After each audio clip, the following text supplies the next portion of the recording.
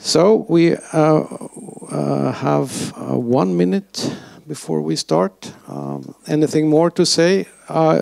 It is said that internet is now working on the Wi-Fi in the hotel.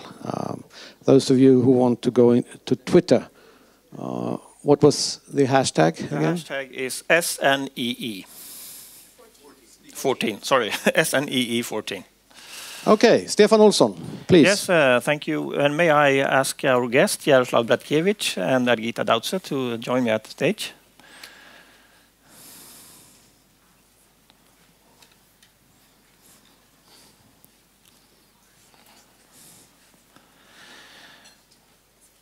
Please have a seat. And this session will be about the Eastern Partnership, and with the Eastern Partnership, what is next? And the speaker in the program is Jaroslaw Bratkiewicz, who is political director at the Polish Ministry of Foreign Affairs. And outside the program, we also asked Argita Daudze, who is ambassador of Latvia in Ukraine, to give her views about the situation in Kiev and in Ukraine. But we will start with Jaroslaw to give us your speech on the Eastern Partnership. Please go ahead. Yes, thank you very much for this opportunity of coming here and participating in the debate on the future of the Eastern Partnership. What next to Eastern Partnership? I believe again Eastern Partnership, life after life. But before I start divining what will be the future of Eastern Partnership, allow me just to shed some light as to I would say the cradle, the beginning, and the history, short history of the Eastern Partnership.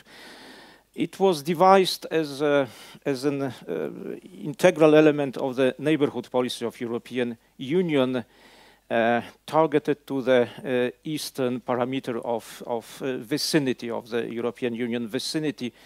We believed that it was area that was especially dedicated to the vocation of transforming, of modernizing post-Soviet states. Moreover, the second very important prerequisite of our reasoning was that Eastern partners were secular countries which seemed to be immune to any new missionary ideology that was, for example, the case in the southern neighborhood, where we have this stalking political Islam ideology, which is both prerequisition appeared to be, well, just not so much well grounded. On the one hand, we now may say that the process of transformation goes in the very cumbersome manner that in many aspects it is sluggish. In some it is confined to some declaratory steps, to some paying lip service to modernization. The issue of the second item, I would say this secular pro-European mindset, well, just also might be questionable if we see first the I would say the spring off of some nationalistic sentiments, but first and foremost the re-eruption of post-Sovietism. I shall dwell on this issue later on. We believed that the role of Eastern Partnership was to function as a catalyst to the endogenic internal developments which would lead toward modernization. So the Eastern Partnership hasn't played the role of some, just of some causative factor that may trigger off, that may spark off some indigenous processes from outside. We believe that if we see some positive trends in the Eastern countries, it should be rewarded, it should be bolstered up by some assistance. Obviously, it entailed this, I would say, basic or essential tenet of Eastern Partnership that is capsulized in the notion of more for more. That if you do more, then you are, so to say, reimbursed just you receive more. So Eastern Partnership, it's simply the assistance from outside to some basic elementary indigenous processes taking place in the Eastern countries. The second very important element that I intend to underscore is that initially we did our utmost to tailor Eastern Partnership to the logic of evolutionary pace of changes, with the emphasis laid on practical deeds, on concrete projects which should be targeted to the palpable results. Yes, the whole initiative was framed on some political ideas, some political tenets. First, it was evolutionary. We believe that the logic of leapfrogging, of bypassing some stages shouldn't be applicable to the Eastern countries. So, step by step, we believe that that this type of gradual approach is very important. I mentioned this more for more principle, and what especially merits emphasizing here, it is the fact that Eastern Partnership was inserted into the wider bedrock of the European neighborhood policy that purported that the issue of enlargement is not that one that somehow should be contemplated within the Eastern Partnership. So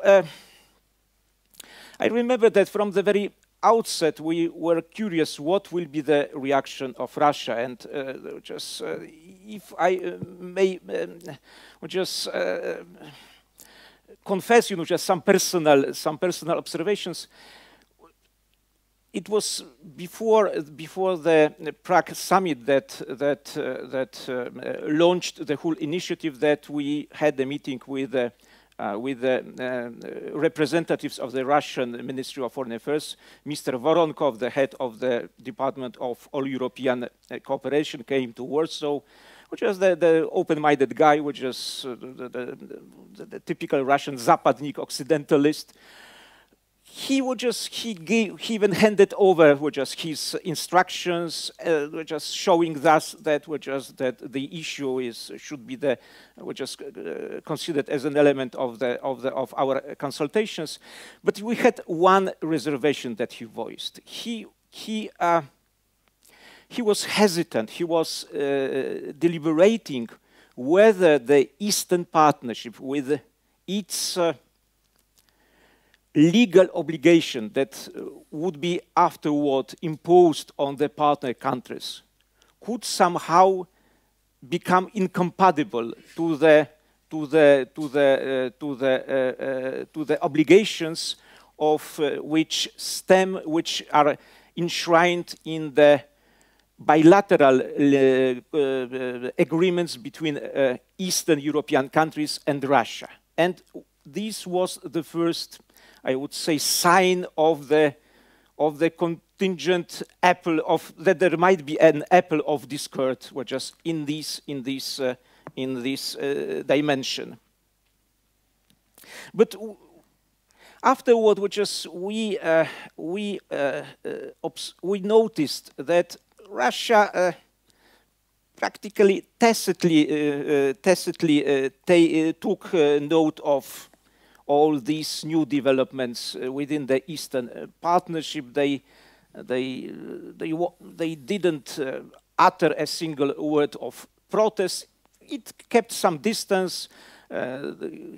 Russia was suggested to be more active within the so-called group of friends of Eastern Partnership. They declined this privilege, but practically there wasn't any I would say conspicuous element of opposition on the Russian part. Moreover, we based our logic on the following premises: that both Russia on the one hand and Eastern partners on the other hand intended to modernize their economies and democratize their statehoods. If you remember, it was the period of the tenure of the presidential tenure of Medvedev, I would say these references to modernization were quite observable in the Russian narrative. We believe that WTO might provide both, I would say, sides with the same foundations, with the same orientation. So, from the logical and political point of view, we didn't see any immediate reason for some clashes. But on the other hand, what was observable in the stance of Russia, that as to modernization, when Russians were chanting all these pro-modernist slogans, as to the practical dimension, they were very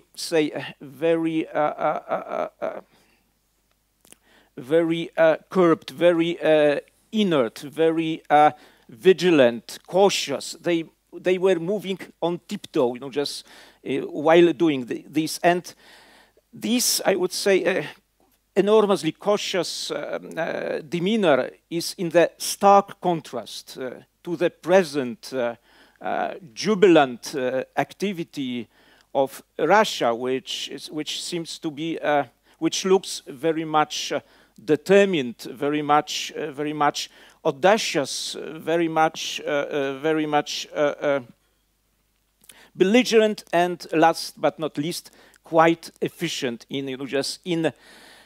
when after they had embarked upon this path of egregious traditionalism, of restoration of, I would say, restoration of imperial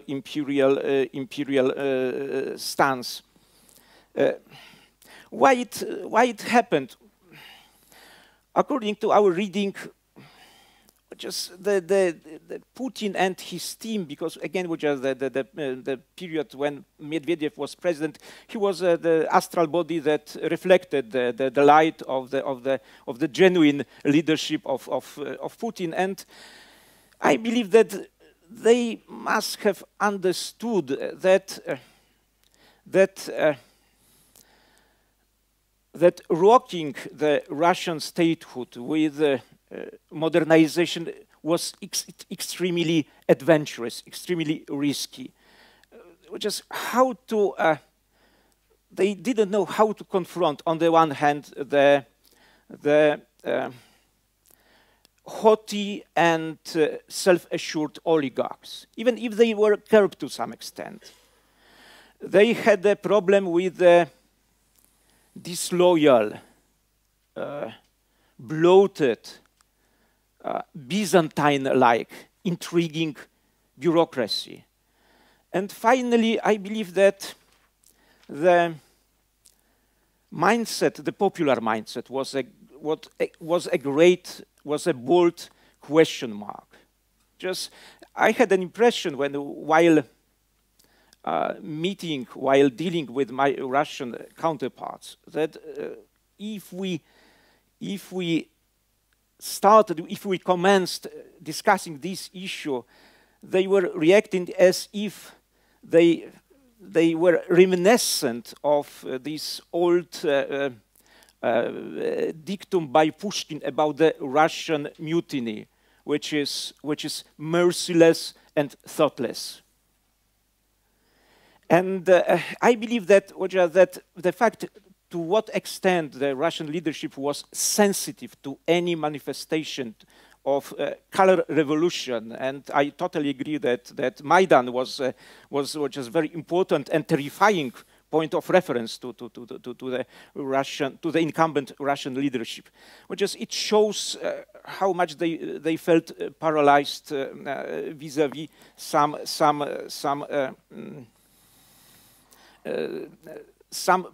elements which are considered as natural, as basic to democracy. Well, instead of genuine modernization was simply capsulized in a Potemkin village under the name of Skolkovo.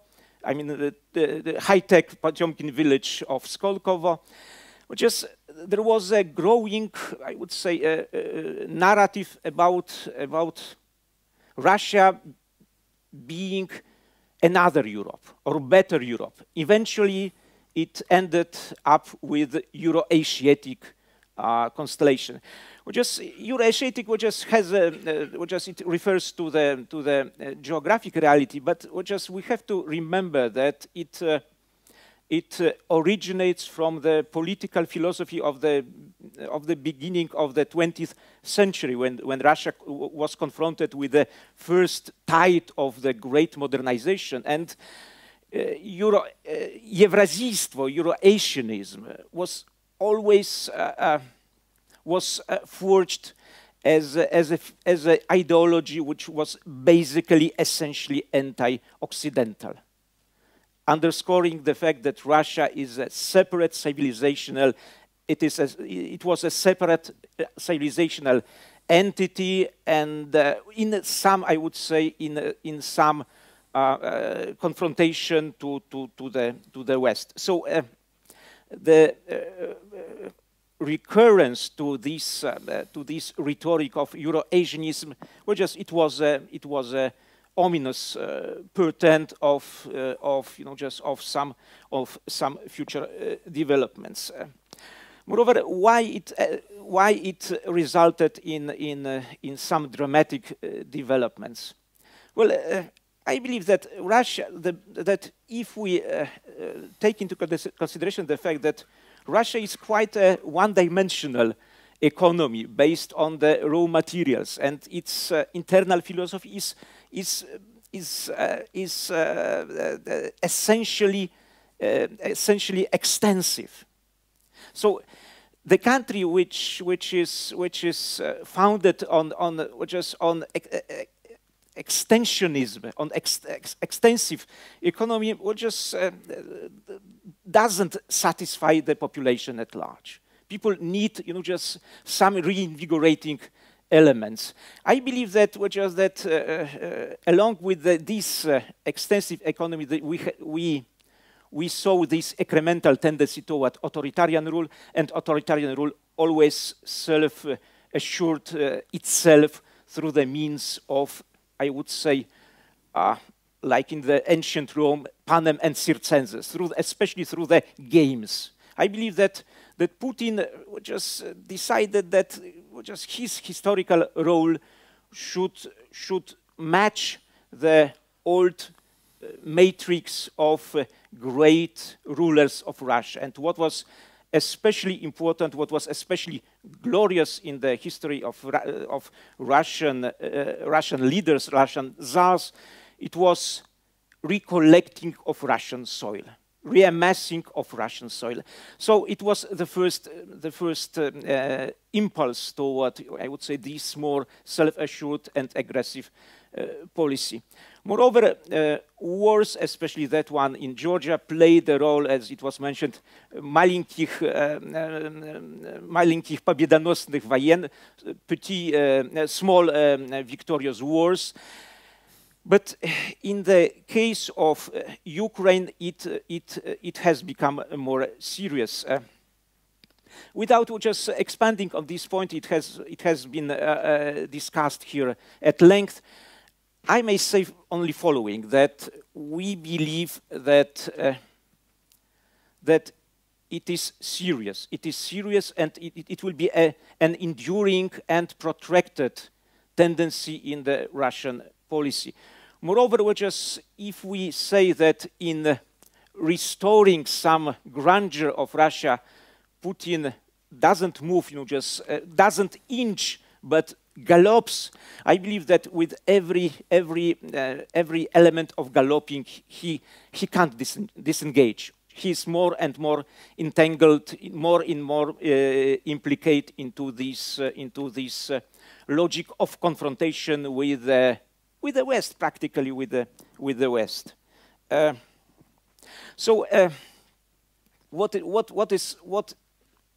What merits just our special interest? First and foremost, we can't lose Ukraine in the sense that we, for example, that we cast aside the whole logic of AADCFTA.